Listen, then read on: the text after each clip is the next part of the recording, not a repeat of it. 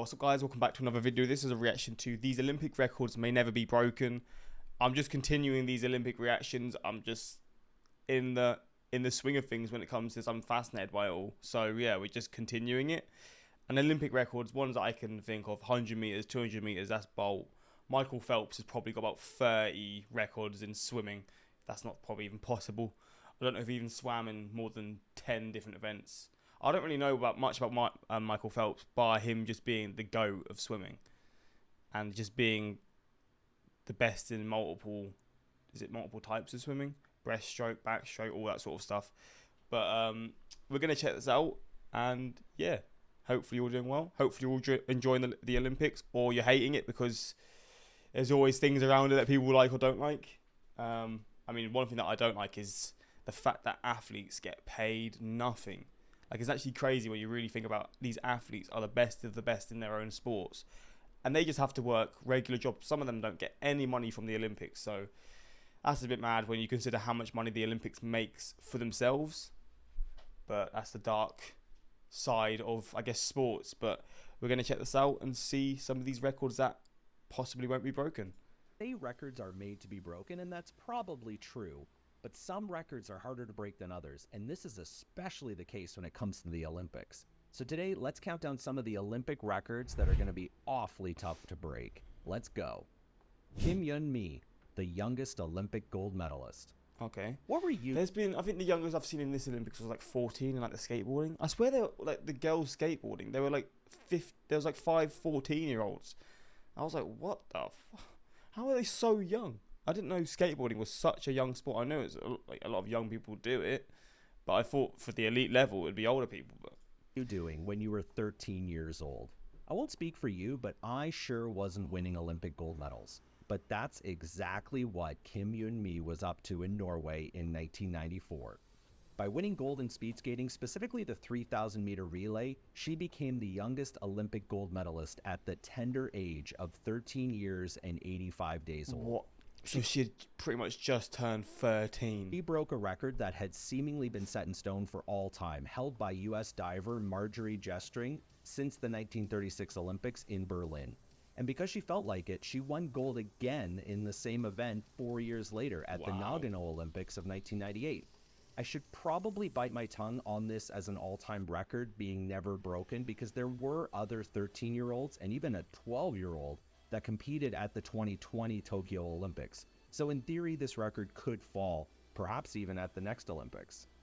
Michael Phelps's... Mate, this picture is one of the most... I say one of the most, probably the most iconic Olympic pictures of all time.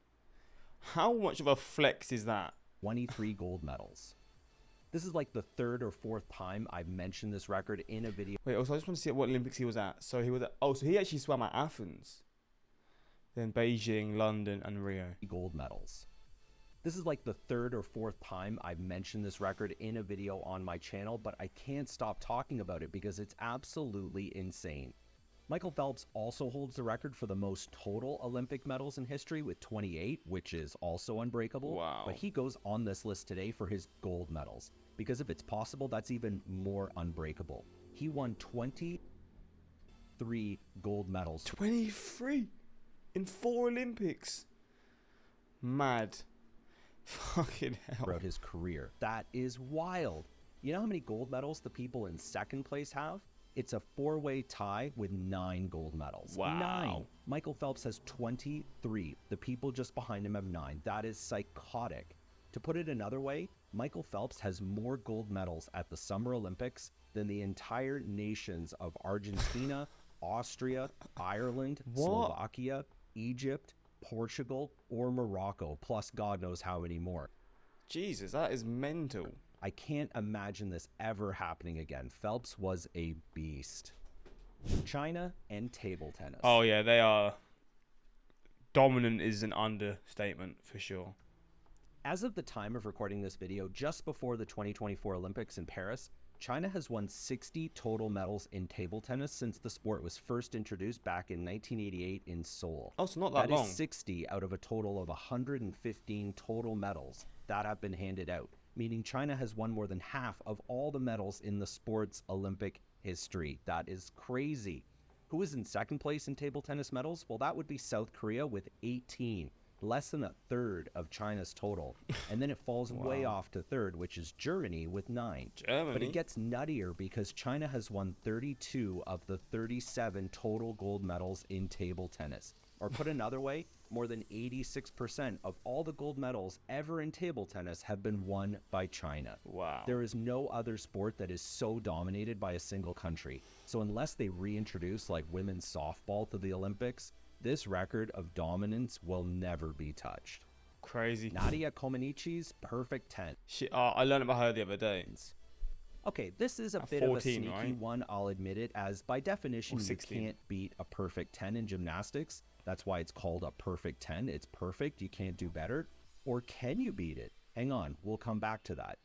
I have put Nadia Comaneci on the list today because she was the first to do it, famously at the 1976 Olympics in Montreal. But it's worth mentioning that many women, and indeed many men, have achieved perfect scores in gymnastics events. So it's not the rarest thing in the world.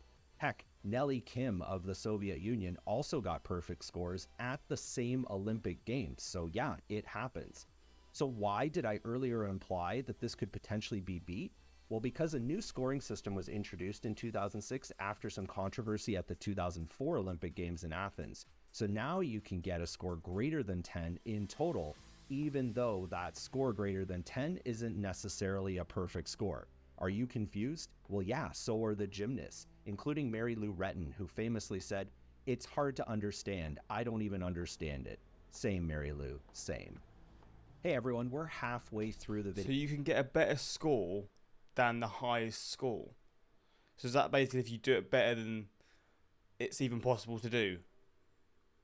I don't really know how it works, but I've definitely seen it. I've seen a little bit of it this Olympics, and I see like. So I think they get judged 15 for each event, right? So if you get 15 and that's perfect, and you can get over 15, which is very rare, but it happens. I guess you've just done it the best possible. I don't really know. And I wanted to take time out and ask for a huge favor from y'all. If you're enjoying the video, I'd be super grateful if you consider subscribing to the channel. Links in the description to this guy's channel. 3 new videos a week at this point. Big Village we go. Oscar Swan, the oldest Olympic He's an OG. gold medalist. We already covered off the youngest gold medalist in Olympic history, so it's time now to talk about the oldest gold medalist. And oh boy, is this a doozy. It's time to talk about Oscar Swan.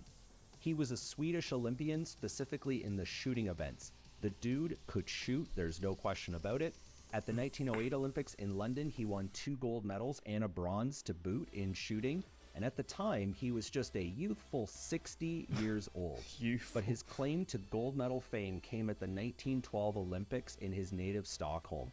Competing on his home turf, he won gold in the team single shot deer running event at the age of 64 years and 258 days old. Damn. And as if that wasn't all enough, in 1920, at the age of 72, he also became the oldest athlete to ever compete in the Olympics, as well as the oldest athlete to ever win a medal, winning a silver.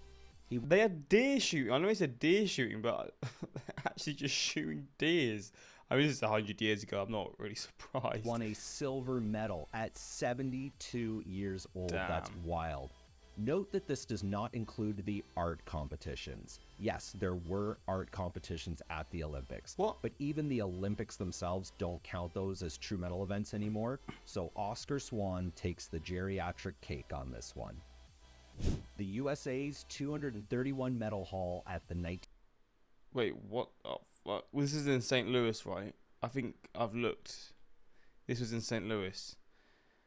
So it's the home Olympics, and I guess in these times there was no like travel, so I guess it was just mainly just Americans there. 1904 Olympics.